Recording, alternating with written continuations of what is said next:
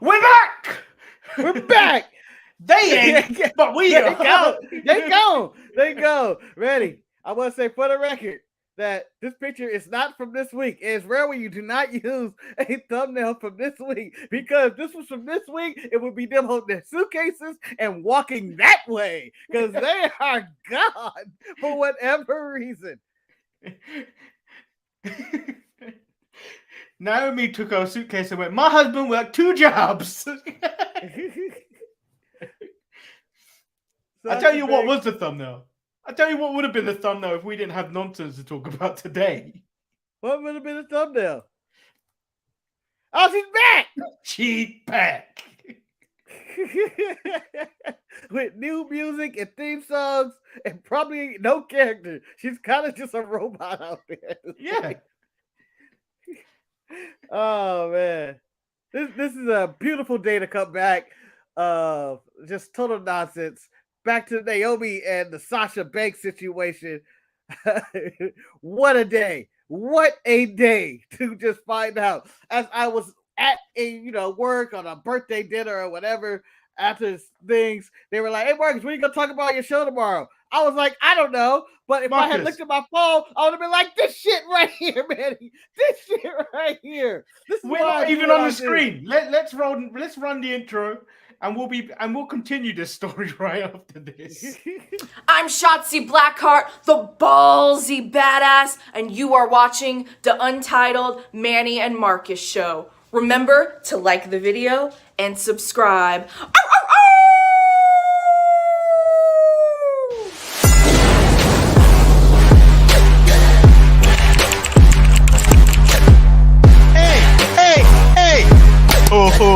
Check out the Marcus and Manny show. I hate you both right now. You guys are ridiculous.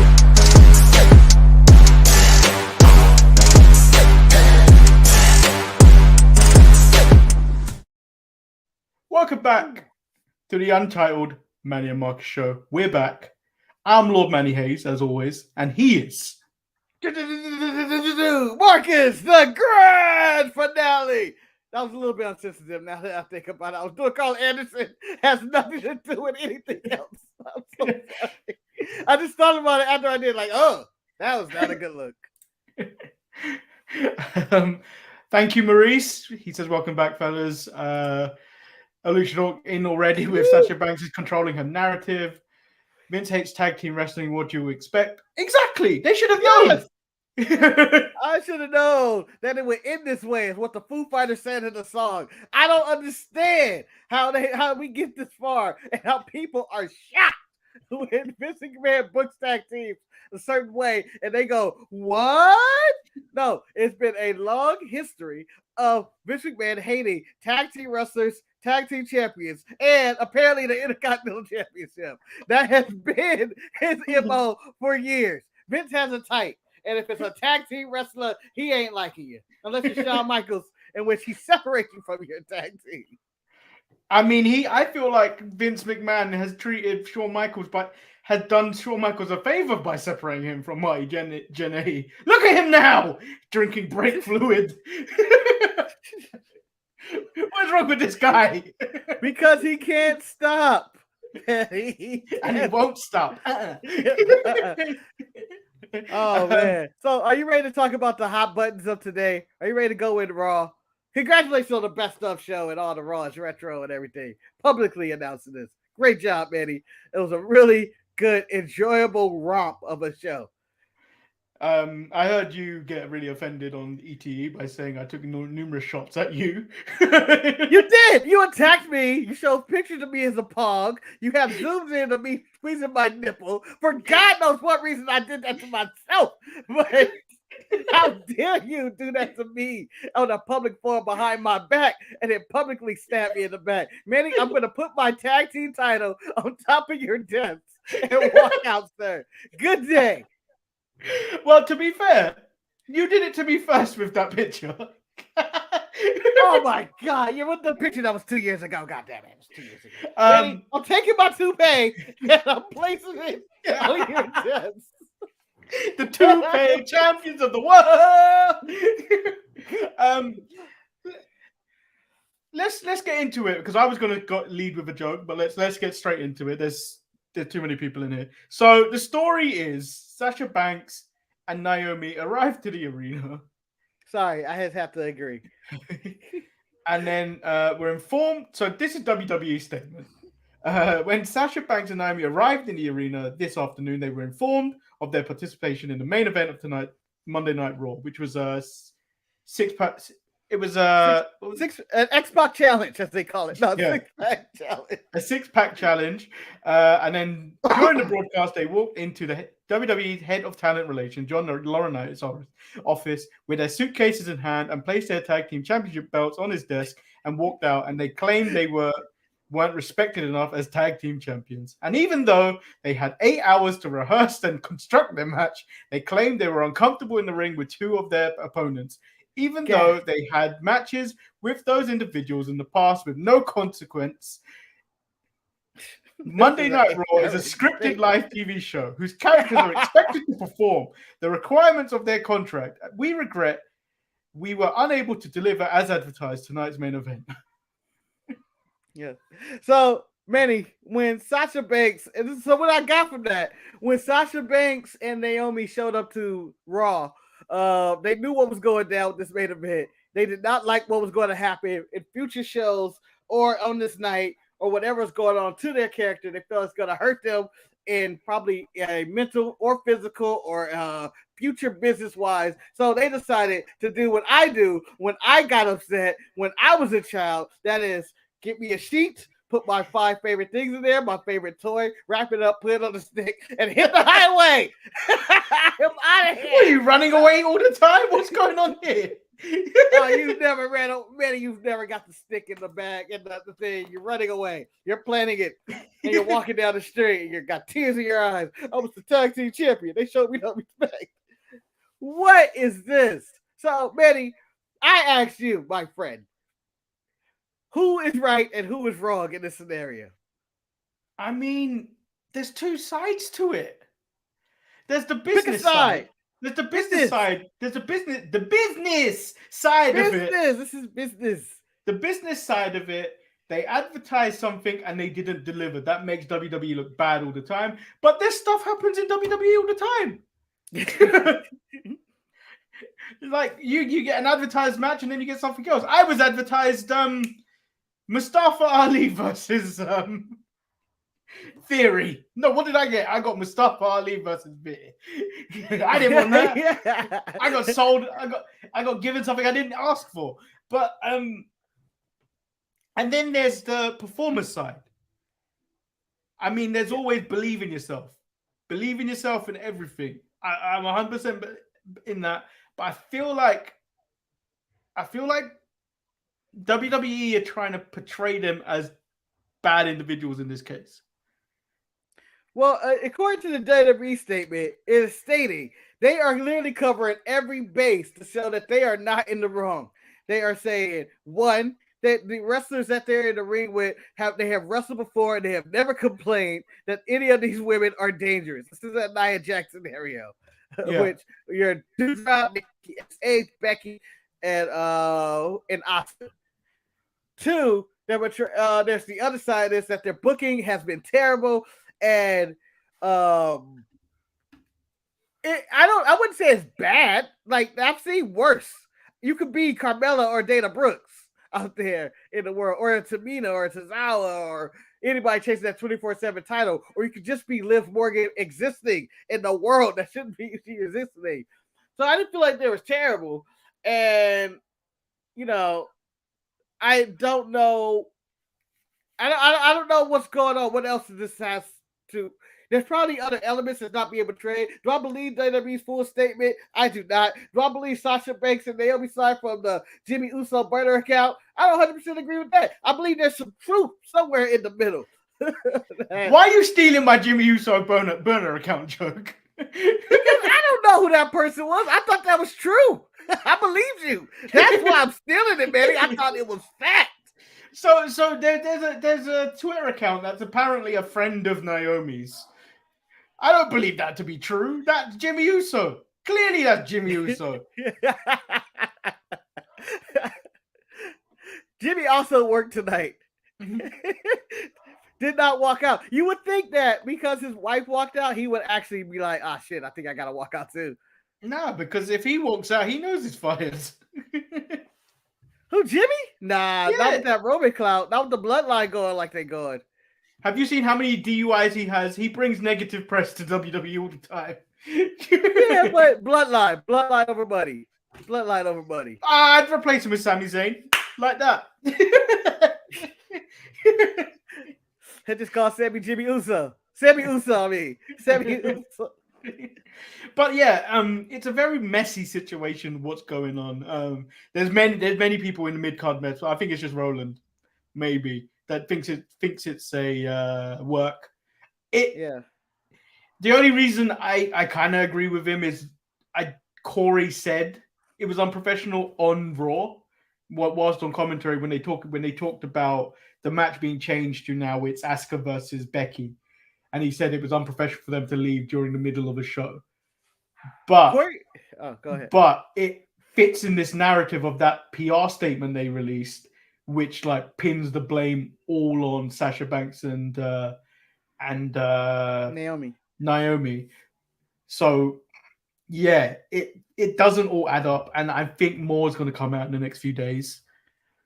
Okay, so I am in the camp of I 100% believe this is not a work. This is 100% real. The only thing that would say it may be a work is one, the evidence of Corey Graves on TV continually blasting him, saying it's unprofessional. WWE's PR statement using their character names instead of Mercedes Verdugo or whatever, and Trinity Fatu or whatever names they want to use. Like normally they would say if it's real, they use their real names. But I think that was the reason they did all of this is that if I'm Vince McMahon, I think I can make this shit work. We did. I can make this shit work. If they are upset this week about it and they walked out, I think there's too much money to let Sasha go. I can bring her back as disgruntled Sasha Banks and being a black female CM Punk of airing her grievances on live TV. I think we can make this work. That's where I feel like they are at right now. The thing here is, though, there's a difference in clout levels here. Sasha's up here in terms of clout, and we know where her stance in WWE. She's up at the top. Naomi's like in the middle somewhere. Naomi can slightly because of family. Yeah, but she could be potentially in the firing line here more than Sasha, and I think Naomi will pick up most of the heat with everyone in like talent relations and in the back and all that stuff. Yeah. Whew. So like if we were in that situation, I'd be questioning it. You know? Yeah. I'd be like, I don't think this is worth it.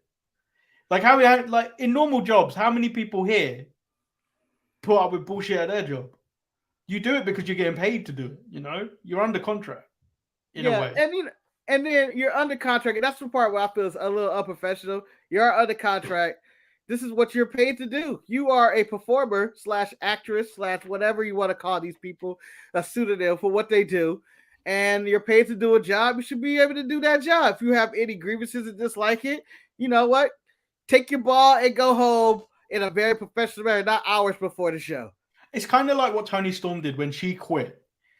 But like at least she didn't do it like in the lead up to like a live show or whatever when she was heavily like advertised and stuff like that. Like she was in a championship program with Charlotte Flair, but obviously she decided to leave and not come back. Yeah. But like it was a little bit more like not throwing a tantrum in a way, where this is coming off as like we didn't like the way this was going. It's kind of a tantrum. And you can see like in that tweet where some people were saying that they can look a bit spoiled. Because it does come off that way. Some people will see you coming off that way. Yeah, because from what we're hearing from the reports, and this is all dirt sheet speculation nonsense, which, you know, it's gospel somewhere in some places, is that they were going to end up being the final two, and then Naomi was going to pin Sasha and go and fight Bianca for the title at Hell in the Cell. And then And Sasha was supposed to go fight Ronda Rousey on SmackDown for their title. But it is what it is, man. It is. There's no one else really challenging to challenge for those titles at the moment. Yeah. So the big question, I feel like that there was nothing too wrong with that booking. I like Naomi getting a title shot, which is it'll be different. Her and Bianca, that'll be a different matchup we have never seen before. If we have, it's not for the title or anything. And Sasha Ronda is an intriguing matchup. And it does make sense for Ronda to have a opponent like Sasha at this current moment. And they could go from show to show with their tag team titles. Their tag titles mean nothing. They have not meant anything. The only tag team champions that have ever meant anything was Sasha Bailey in their 2020 run in an empty arena. Yeah, no, that's the only time. And those tag teams were more props than anything. Yeah. they were more props to this whole story, but like that's the only time those women's tag team titles have been relevant. Levi says, I don't think it's not a tantrum. That's a lot of double negatives. It's coming. I don't think it is a tantrum. We can read it both ways. I don't think it is a tantrum, or I think it is a tantrum. I don't know how he worded that. It's coming off more of Sasha and Naomi standing up for Doudrop and Nikki Ash. They had a program set up. That's true, but like, I don't think we would have cared too much about that program, to be honest. Are you really invested in the Nikki ASH and Doudrop tag team? It's had 2 weeks of screen time. It was, hey, you need to stop playing around. And then they lost the next week to, I think, Natty and Shayna. They really weren't. They didn't have any momentum going for them. That's the real question, Maurice. Why have the women's tag titles if you know you're not going to do anything with it? Just dissolve the belts. Well, the problem is there's NXT ones now too. I don't understand the point of having 2 versions of this title. 2 versions that are at the same thing, at the thing, or at the beginning that Vince or anybody WWE cares about. Like, it's tag team wrestling. That's something WWE does not care about. They don't specialize in it, even though it does seem like they are trying to revamp it up later when they're pushing the RK Bro and the what's ever going on NXT 2.0 with all the tag teams they have there. It's still, at the end of the day, WWE does not make their money with tag team wrestling. They do not. Well, it doesn't. The only time they use tag team wrestling really to do anything is to push those massive like table, ladders, and chair matches and stuff like of the past, or to split them up to add another story. That's what it is. Yeah. We've known this for years. How many people in this group was waiting for the RK Bro split up so Randy to turn on Riddle? And then on top of that, we all know Sasha's a snake. It was going to happen eventually. She was going to break up with Naomi. There was never going to be a real sustainable run. As tragic as that may be, that's where it's like in WWE, in their tag teams women's division, or in their tag team division at all. Think of who the SmackDown and Raw tag team champions. Yeah, they're getting hyped up right now, but can you remember who the champions were before RK Bro and the Usos? No, you can't, and you can't remember their storylines. I bet you can't. The tag team champions before the RK Bro. Yeah. Shoosh. Yeah, it is. But before RK Bro got interested, no one honestly cared about those tag team titles. You can't go back before then. So I think we've covered enough of this topic. I think there'll be more to come out of it, and we'll probably be speaking. You'll probably bring it up on ETE tomorrow, and we'll probably bring it up on Thursday, and we'll probably bring it up again on Saturday. Yeah, but Manny, I have a question for you. I am Sasha Banks. I will go into Vince's office and say, "What the fuck, man? What the fuck? We're the tag team champions. I want some respect to my name. All right, I'm not gonna fight no Ronda Rousey. I feel unsafe fighting a Ronda Rousey in the future, and it's not helping me or my character, and it's hurting Doudrop and Nikki ASH in this feud.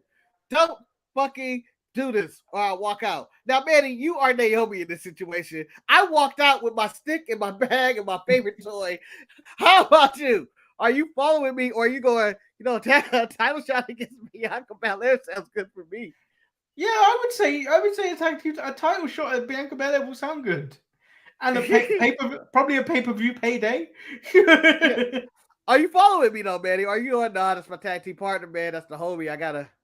We're making a stand. We both gotta go. Me personally, I would stay. Because I'm getting paid to do a job. And I'm Naomi. I don't think there's a big market for Naomi outside of WWE. Yeah. I don't think there is. I think there's a bigger market for Sasha to do things. Me as Naomi, I don't think there is. This is where I would be like, if I was Naomi, I'd be questioning, did I make the right decision? Because what Naomi's done is a bit more career suicide than what Sasha Banks did. I don't think it's suicide. I think she can get away with it because she probably asked her tribal chief. I don't think Roman's got any control of that. I think that she would ask Roman for advice. And because I don't think Nia Jax would have got fired if the tribal chief had that much more power. No, but Nia Jax crossed the line when she questioned Roman doing a table spot. He stopped her from doing the table spot. That's when I knew he cut her off. At that point, the bloodline separated at that moment. But I think this is more connected because Jimmy is, in the main event. He's not main event Uso, but he's there. And he's with the tribal chief, and I'm sure they had a conversation like, "What's the right move?" It was like, "I wouldn't do it, and I would take a stand." I'm sure there are two sides to this, and everybody has picked a side that they did the right thing of taking a stand, or they should have did the damn job. I'm in the camp of just go do the damn job. Air my grievances out with my contract here out. Pieces, motherfucker, I'm out. I'm going to AEW or whatever else is the market. I'm Sasha Banks, damn it, or I can make my money. Yeah. No, I agree with you, but there's so many ways to look at it. So it's like, what do you do? Like, I ask everyone in the chat, if you're in Naomi's situation, what do you do?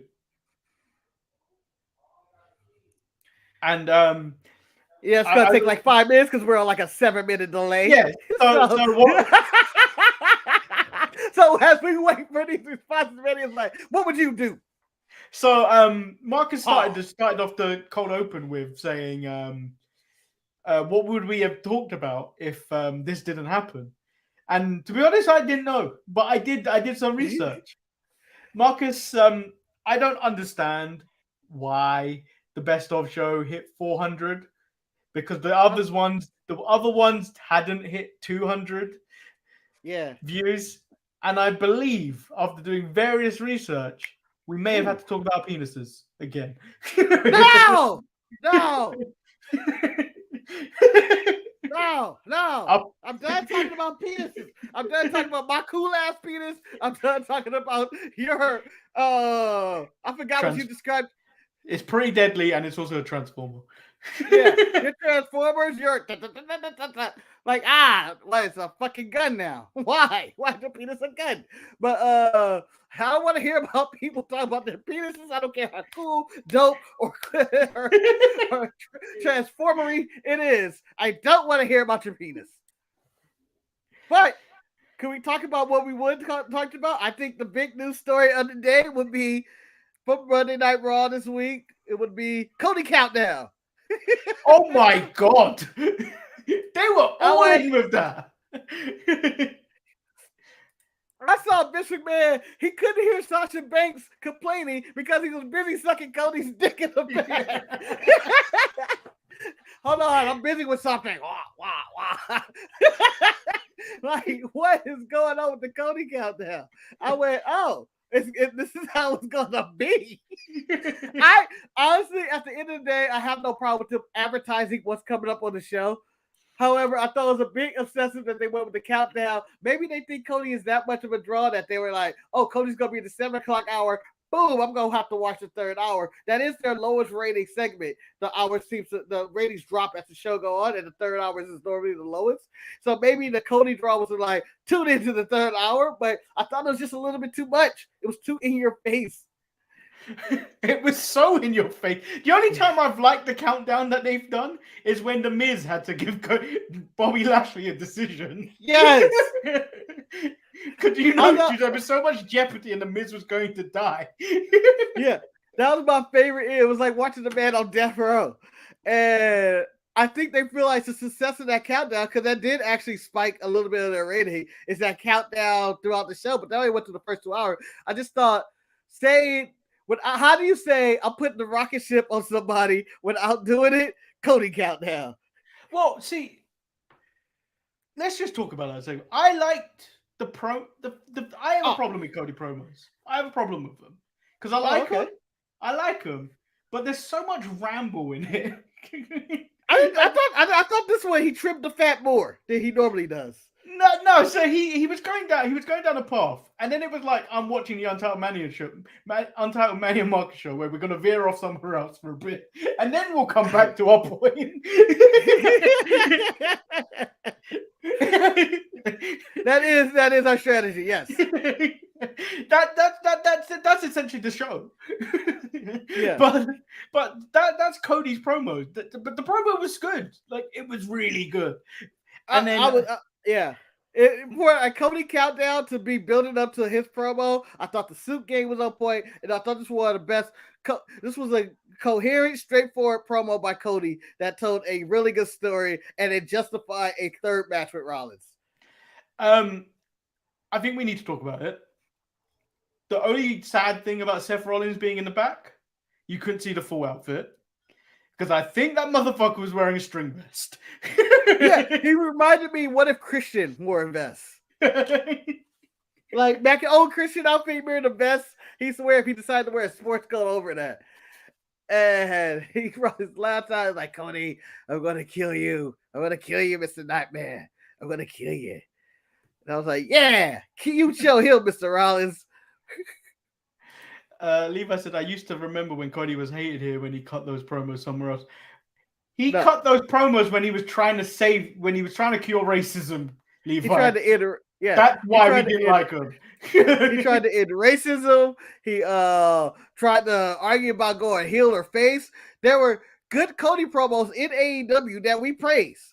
But toward the end, Cody was out his damn mind on his promos. Those promos got really they were off the rails. They had no like symmetry. Like early Cody in AEW, his promos was on point, but as he got more freedom, they just seemed to go off the deep end. Like, I ended racism. Boom. What? Not having that, Cody. So Lacey Evans kicks off essentially a USA chant, and now I hate her. She has officially bought into Hacksaw Jim Duggan. So the reports are wrong about her, right? The gossip and rumor reports said, oh, she's coming back, but she's going to be a heel because they feel like she didn't get the reaction. No, I feel like she was still babyface. I think it's just the way Samantha Irvin said for everyone to get on their feet and cheer her.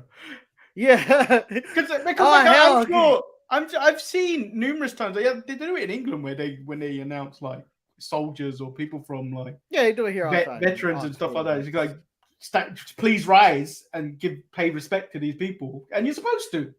Yeah, they're defending the country. Yeah, so they do that at all events, and they did it backwards at one event we were at. I think it was a Dodger game, in which they told all the soldiers to stand up to be acknowledged, acknowledge them and to give them a round of applause. So I got it mixed up and I decided to stand up myself. And I stood up and I think it was Ryan's like, you weren't listening, were you? And I think they cut to the Tron of me. And he was like, no, you're not a soldier. Oh, that's what they want. They want the soldiers to stand up. I thought we were honoring them. No. Please, no. I'm not trying to steal my valor. So that was most of the nonsense out of the way. So we get Bobby. So the Raw opened up with Bobby Lashley versus Omos in a steel cage. Yes, I enjoyed this. I really enjoyed it. But and it was Omos. I don't understand why I enjoyed it. I knew it was not going to be a very good match.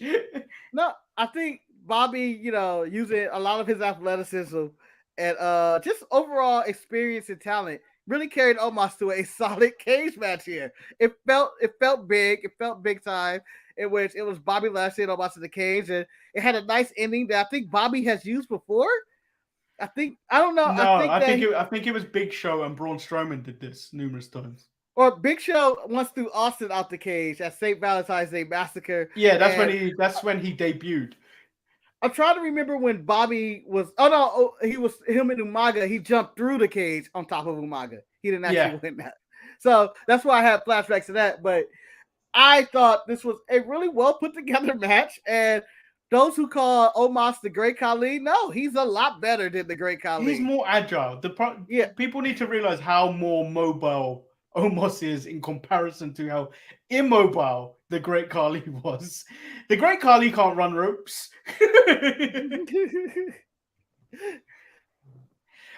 Cedric did his part in this match. I don't know what they're doing with Cedric, but like, keep using him and just don't make him talk that way anymore. Yeah. Cedric, is he with them now? Because I think he's putting in a lot of work and taking a lot of bumps. He got thrown off the top of the cage. I would hope so. So we got false advertised because we were allegedly supposed to get Ali versus Theory, but that didn't happen because Theory told him to expect the unexpected. And Miz is now a special referee, as the opponent is now Veer. Yeah. Mahal. So what do you think of Theory able to book his own matches now as United States It's interesting. And surrogate Vince McMahon? It's interesting, but it's going to get tiresome very soon. Yeah, he's basically the Sonya Deville role right now. Yeah, that's why they took it away from Sonya. Yeah. Now Theory can put it on you. Oh, Mustafa Ali was assassinated by Veer. Who I like Veer. I think that there's something there. He's just doing Rusev, and he's doing a good job at doing Rusev, essentially. Yeah. I think for me, match of the night went to Riddle versus Jimmy Uso. I thought this match itself was really good for what it was. I've seen that finish numerous times. I'm getting a bit tired. I'm getting a bit tired of the spot of the person on the floor getting sent to the back. That's causing someone else to get rolled up and lose the match. I'm tired of that finish. I wish we could get a little, give me 5 more minutes of a match after that. Yeah. Give me a match after that instead of they get thrown out, but they don't actually even leave the ringside before the match is even finished and they're thrown out. Yeah. But I do enjoy the Usos doing their cheating, putting the foot on the back. I enjoy that spot. And I like when they get caught. And the fact that Main Event Uso was so upset, like, just kick the count. Just make the damn count, Ralph. What the fuck you looking at me for? I enjoy his complaining. But I wish, like you said, the match had 5 more minutes or so to just end on that note. Yeah. No Randy this week. Yeah, no Roman. No Randy or Roman. The two big stars of the feud. I guess you didn't have to be honest. What else was on the show? Yeah. They both have promos in the back hyping up their match this Friday, which they're really building up as a main event. They better not screw people over with this. I hope they do it. Event. I mean, I hope they do it. There was rumors that they had no intention to do it. Yeah. I think once they saw the buzz that, oh, you guys really want this, huh? Maybe we will do it.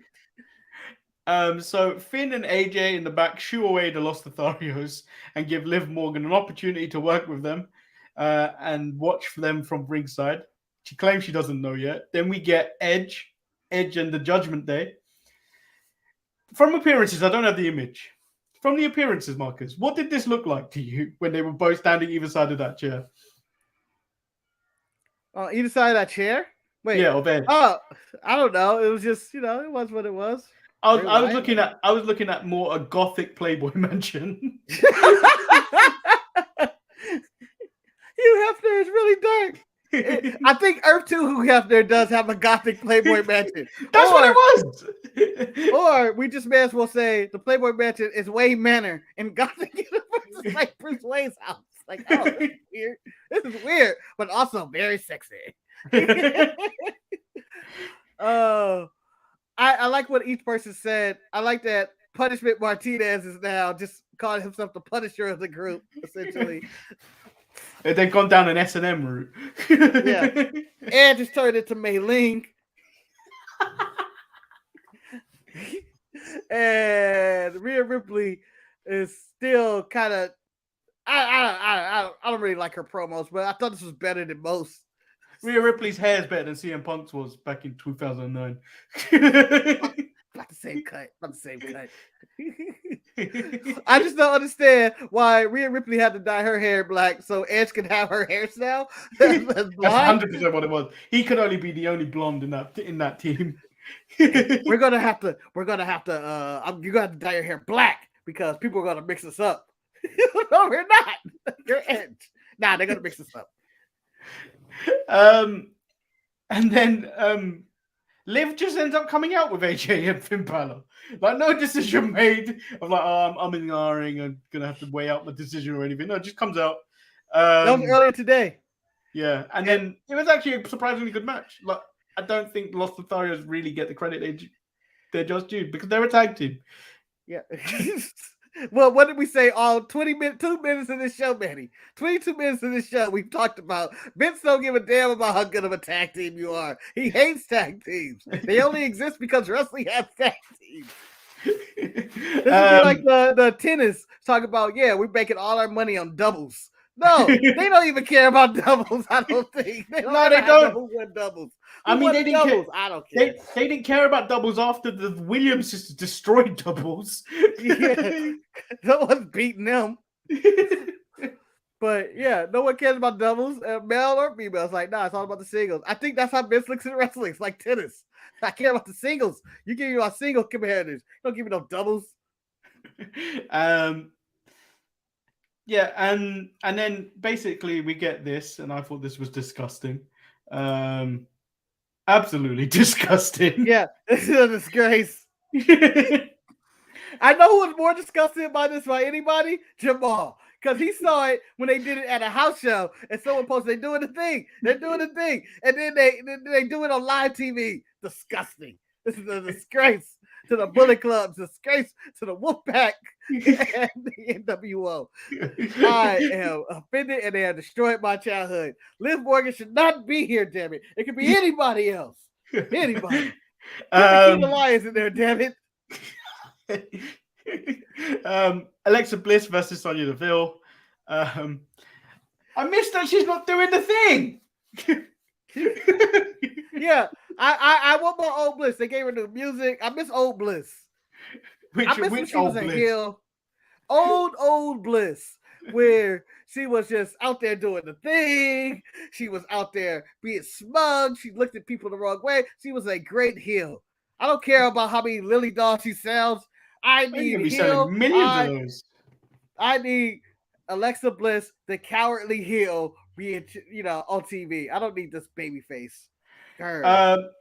She wins with a DDT. With no setup to like anything, just DDT. Nothing, no special DDT or anything, just DDT. No, DDT. The most boring way to win a match, I guess, in 2020. And in 1985, that would have been like, oh shit.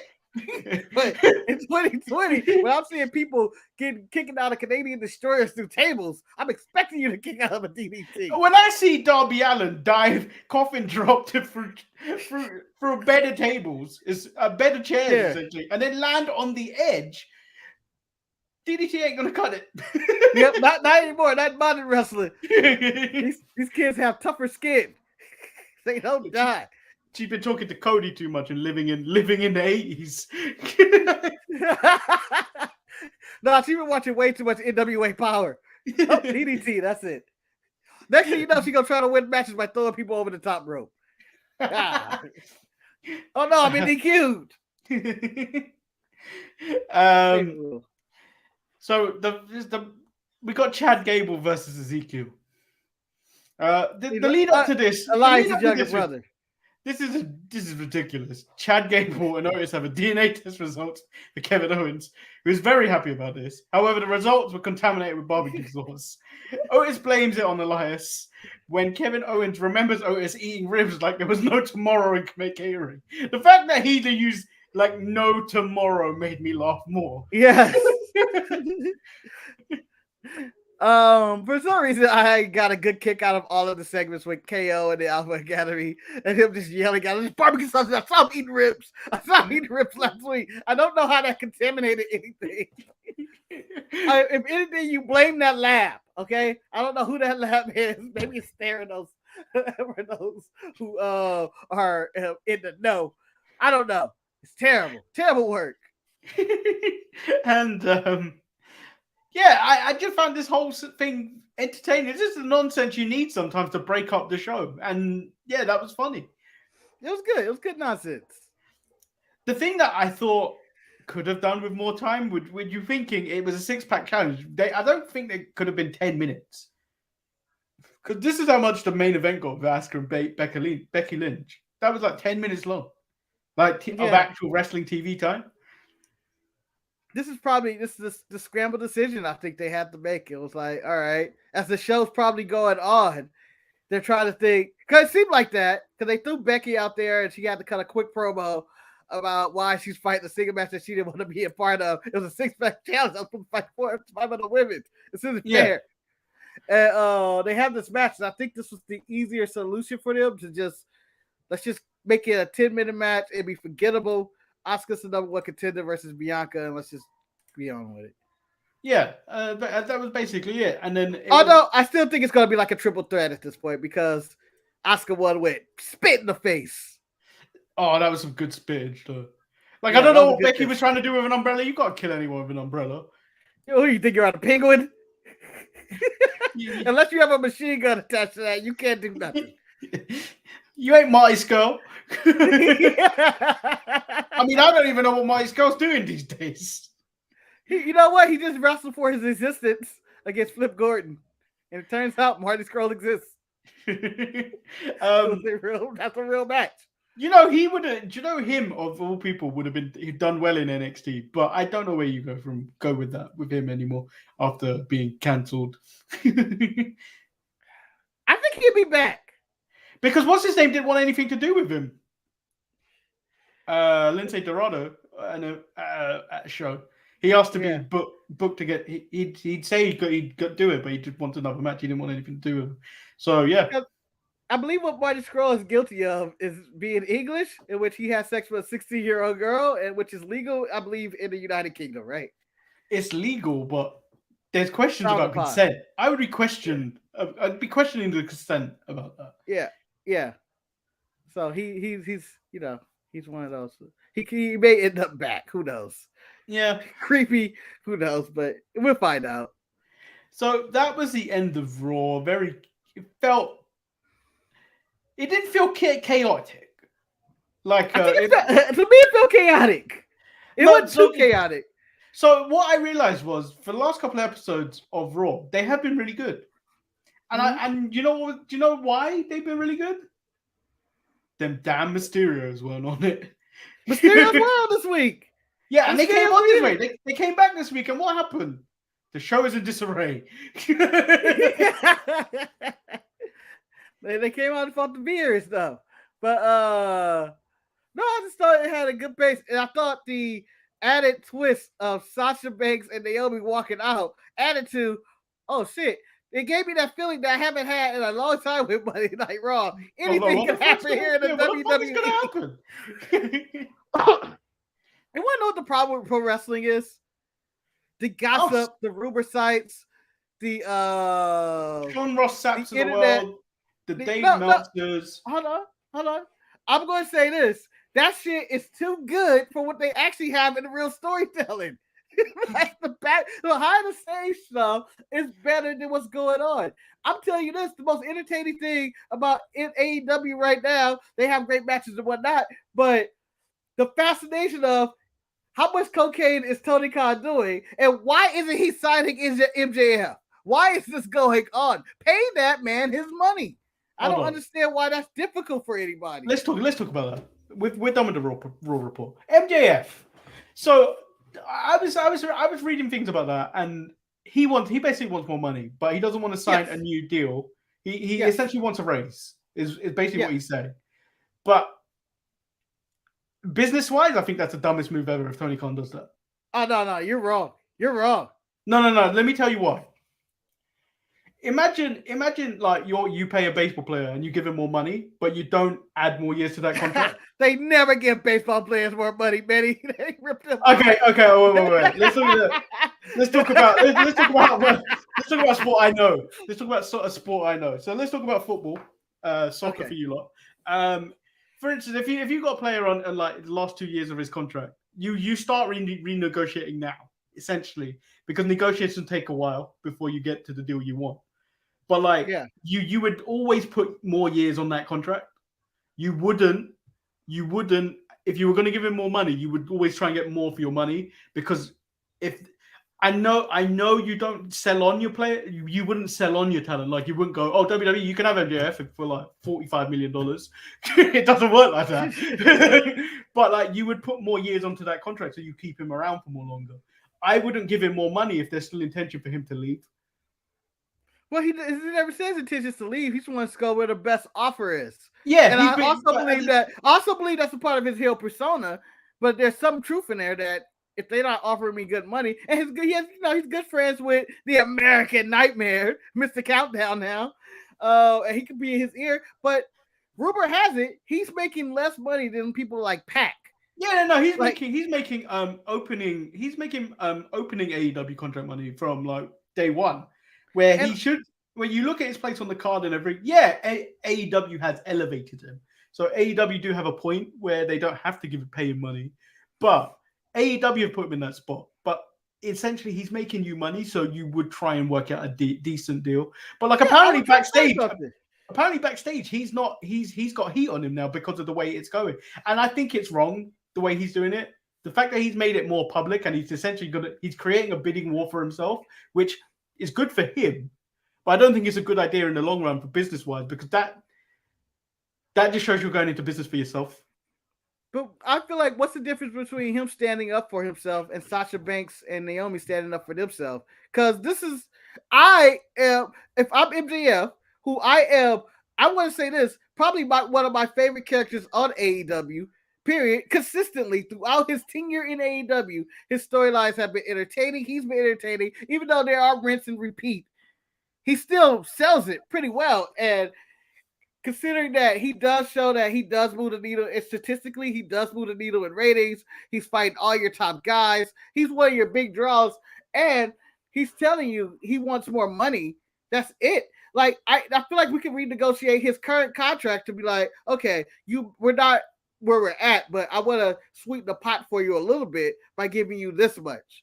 And it's I feel like it's not bad if you are a talented player. Let's say if Giannis Antetokounmpo, and I just feel like saying it poorly, I guess I don't know if I said it right, if was on his team and he's dropping 40 and 22 at night like he did in the playoffs, and he comes up to you and like, hey man, can I get more money because I'm making less than who's on his team? I'm blanking out. Middleton. I'm making less than Middleton, man. It's like, oh, okay, we'll hook you up. We'll sweeten it up a little bit. Yeah, but that'd be fair. What you just said is fine, but would you go public with that? Or do you do that in-house? I would do that in-house. I would like to do it in-house. That shouldn't be outside where everyone knows that situation, whether it be if you're adding more fiction to it and stuff like that. If you're asking for more money, that should be an in-house thing, because that makes you look bad business-wise because you're negotiating your contract in public. Yeah, but I think the public stuff is coming out of frustration because you have free will on the microphone in AEW and kind of almost a little bit of creative control on what you get to say. That frustration is coming out. Like, just I think some of it's natural. It's naturally coming out of like, what the fuck? You just brought in probably Keith Lee and Swerve Scott and all these other guys and Adam Cole and all these people, but I am your original guy. I've been here since day one, and you brought these other guys who aren't contributing to anything. The ratings have not even increased. In fact, in some cases, it may have even decreased since you brought in all this talent. And yet I'm making less than some of these people. And I don't know what, I think he makes less than Andrade and, maybe not everybody. They've got the WWE inflated tax on top of that. Yeah. So I would say, hey, at least put me with these guys. Just make it equal. Give me what Pac or whatever you're giving Keith Lee. If I'm making less than Keith Lee or something, put me with that. Or if you're paying Big Show or Mark Henry or Christian or whatever, put me at those guys. That's what I would want to be at. And I would be frustrated too if I want to the focal points of your show and I'm grinding it out here from the beginning, and then you're not treating me with respect, I'll be upset. Yeah, I agree with you. I just find it very strange to do It's it just sweetening. so done it so much in public, because you look at someone like Roman that probably signed a new contract and probably got a huge pay raise. That wasn't done in public. You know what I mean? That's not done in public. But nothing ever comes out in public until people get really frustrated, and then they just be like, "Fuck them." Like, that's kind of what happens. Like, that's where we're at. I think even in all sports, no one comes out if the company or the owners or whoever are treating people with respect, everything's fine. But the disrespect come out. Sources close to me tell me Aaron Rodgers doesn't like his deal with the Packers right away. So do you think Tony Khan's in the wrong in this situation then? I think he's in the wrong if he's not budging on adjusting MJF's pay. I think there should be some adjustment. There's 2 years left, and I think I would like to keep this guy. I think he's one of the game changers in the industry. Do I think personally I would, pay him Roman or some money? No. Or anything like that? No. But I would try to keep my guys happy and pay them. I have the money. Instead of bringing in 800 different people or surprises, I would like to make sure my guys, who I think will be my so-called pillar of this company, I'd like to make them happy. If Jungle Boy came out the same way and said, "Hey, let me get a little bit extra something instead of whatever I started with, whatever is $100K, $200K a year," I'd be like, you know what, Jungle Boy, that's respectable. I will see what I can do. I'll tell you what, though. I think if MJF continues on the scale he's on of what's the word I'm looking for? I completely blanked. I know you said scale. Yeah, but pay rate? No. He's rising as a star. Trajectory? Yeah, his trajectory as a performer keeps rising as he keeps getting better and better. Mm-hmm. He could be. I don't see him on Roman money. I don't see him at that level. I can see him on Sami Zayn, Kevin Owens money. We're in that $3 million range in WWE. He should be getting that type of money because he is essentially I think he's going to be the top heel, the top heel in all of wrestling come 2024. I don't think 2024. I think top heel where he gets better with age, and when he hits 27 and stuff like that, because he's only 24, 25 maybe now. I don't know. Yeah, when he hits 26, 27, when he's more comfortable with himself, because he's still learning and stuff as a performer, and he's still going to get better. He could easily be one of the top heels. He should be. He is better than the Miz. Yeah. I honestly think he should get maybe Miz or Cody money. Somewhere in between there. I don't know who makes more. I don't know these contracts, but about what Miz and Cody are at. I think he's a top star. I would presume be a top star in any one of these companies. Yeah, I would presume AEW, he's a top guy. I would presume Miz is paid less than Cody. Yeah. Wes said, so should Omos and Apollo be a team? Both are being held from Nigeria. Get rid of Commander Aziz and put MVP back with Lashley. The Nigerian Nightmares could be the unified tag team champions. I like that booking, Wes. That does sound like a good idea because Omos is much better than Commander Aziz. Yeah, I would literally fire Commander Aziz and put Apollo with MVP and Omos because I feel like MVP can do all the talking. We can drop that stupid accent that Apollo has. The Nigerian Nightmares as a team just sounds like a really dope team name too. Yeah, it does. Eligible said the thing with MJF, we never know if he's working the crowd or not. This could all be maybe a work. He secured the bag. Yeah, he could have. It could be. They'd be a good move if they did. If they work everyone. Yeah, I don't put it beneath AEW or MJF for doing that either. But if he's not getting paid, I'm going to stay by it. Tony Khan's a damn fool for not making one of your top acts happy. I can't believe this has got this far though. It's getting messy.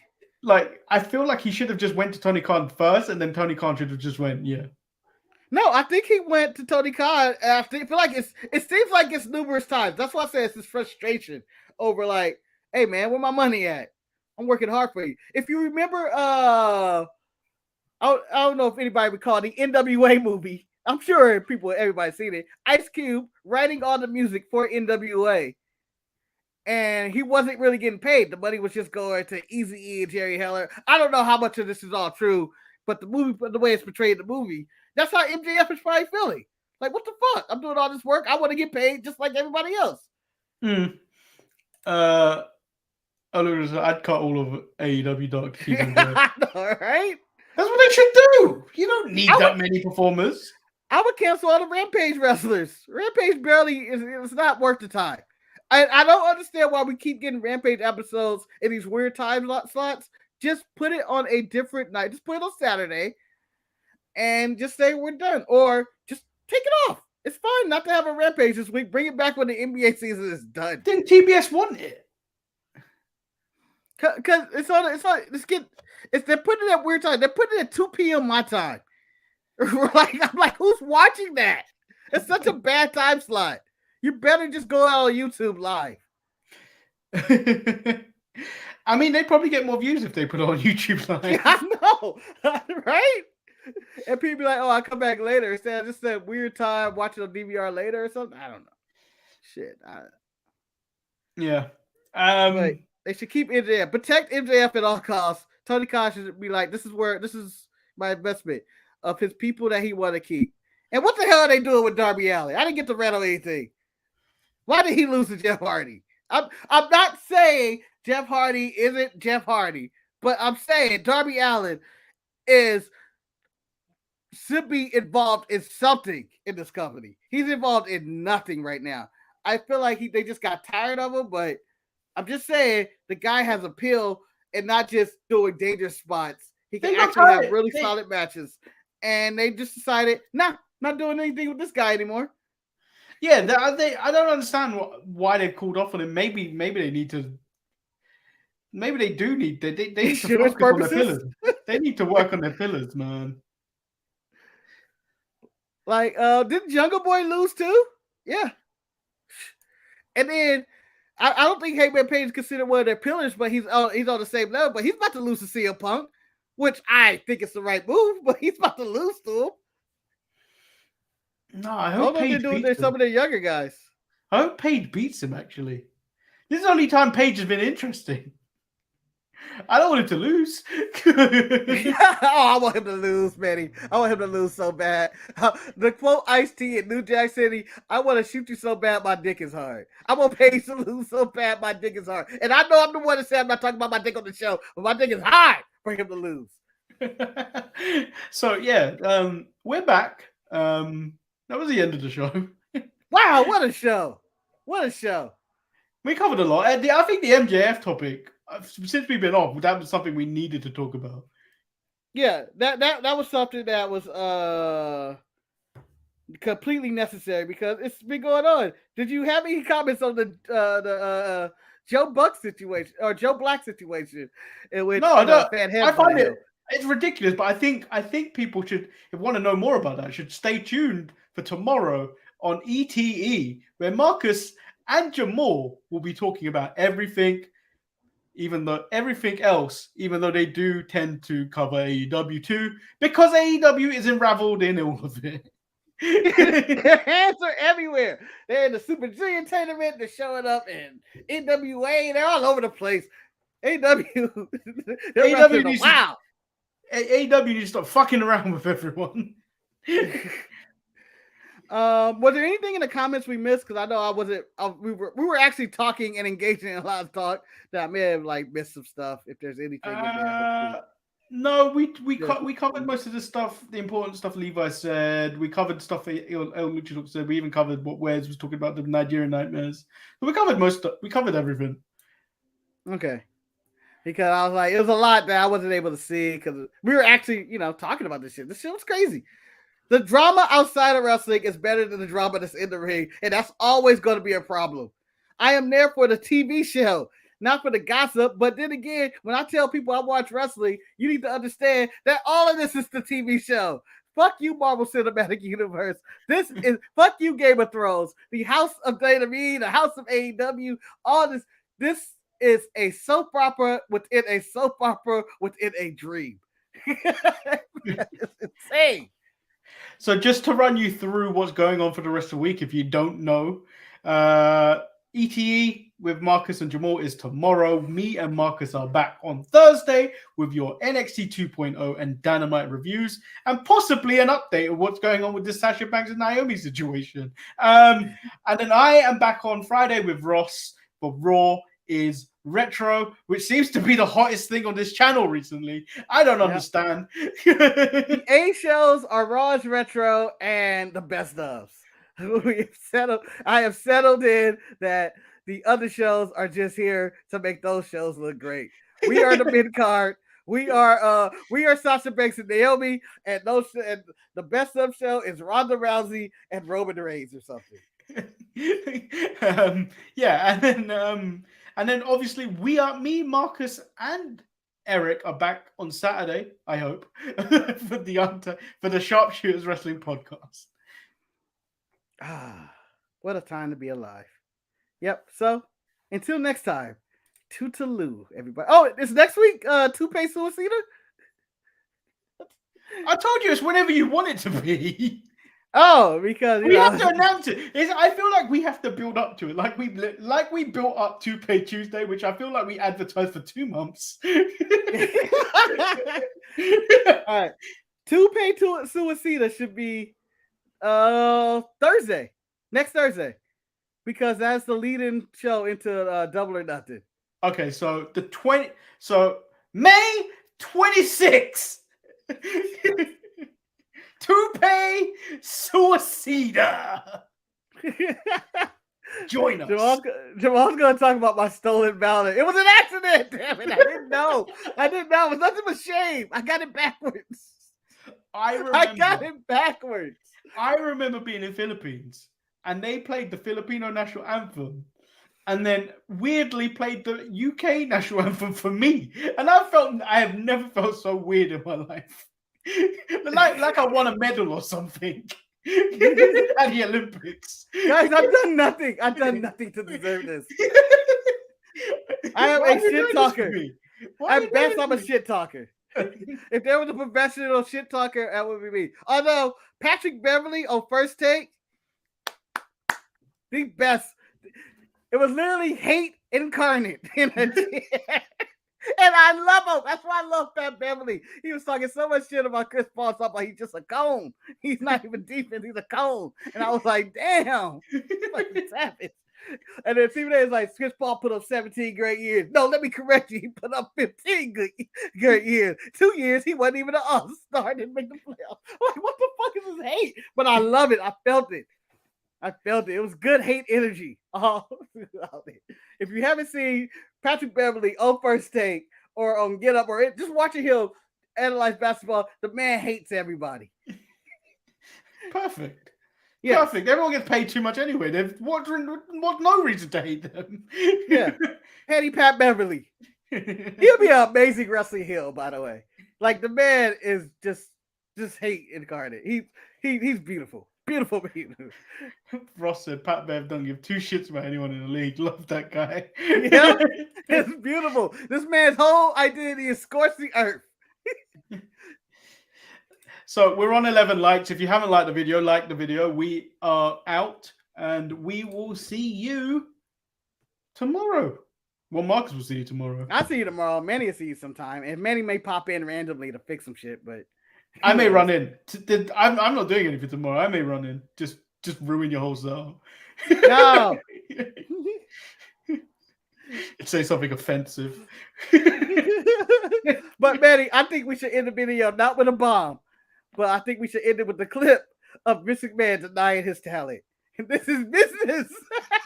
And Sasha Banks and Vince complain. I think that's how the show should end. First, I want to show you something I did that I have no opportunity to use on this show. Look at this. Oh, look at that. Oh, look at that. Look at that. Or this wow. one. Oh. No Look at that. opportunity to use on these shows. By the way, I want to for the record say you put more effort in that than Tony Khan and his team put together the Ring of Honor logo. What the fuck? Was that meant to be in color?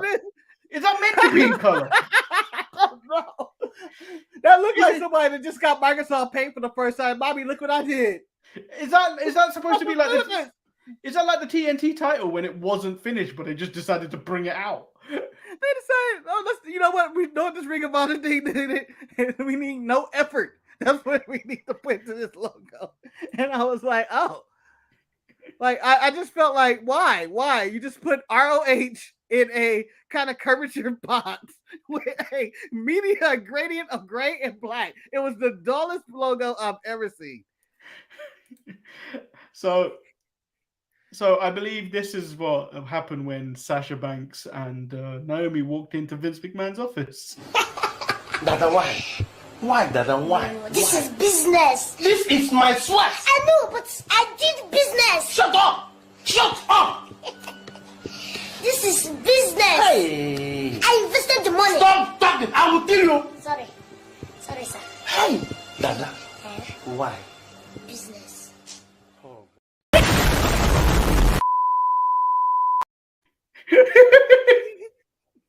Business. It was so perfect. He was exactly like that. And then I put the titles on the thing, grab your snick and your stuff, and let's go. Just remember, this is business. Bye, everyone. Bye. Bye.